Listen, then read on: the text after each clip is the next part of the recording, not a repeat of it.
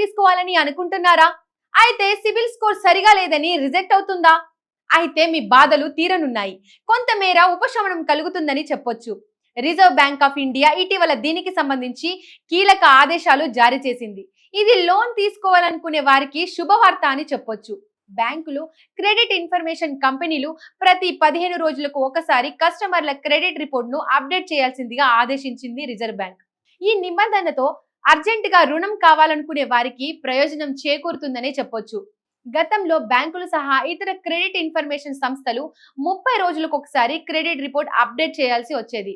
ఇప్పుడు దానికి 15 రోజులకు కుదిస్తూ ఆర్బీఐ గవర్నర్ శక్తికాంత దాస్ ఇటీవల జరిగిన ద్రవ్య పరపతి విధాన సమీక్ష తర్వాత ఆదేశాలు జారీ చేశారు. ప్రస్తుతానికి బ్యాంకులు నెలకొకసారి సిబిల్, ఈక్విఫాక్స్ వంటి క్రెడిట్ ఇన్ఫర్మేషన్ సంస్థలకు కస్టమర్ల క్రెడిట్ నివేదిక ఇవ్వాలి. ఆర్బీఐ తాజాగా ఈ నిర్ణయం మార్చింది. ఖచ్చితంగా 15 రోజులకు ఒకసారి రిపోర్ట్ అప్డేట్ చేయాల్సిందిగా కోరింది. అత్యవసరంగా లోన్ తీసుకోవాలనుకునే వారికి ఇది ఒక ఉపయోగకరంగా ఉంటుంది. ఎందుకంటే బ్యాంకులు కస్టమర్ల క్రెడిట్ రిపోర్ట్ ను చూసి లోన్లు మంజూరు చేస్తాయన్న సంగతి తెలిసిందే.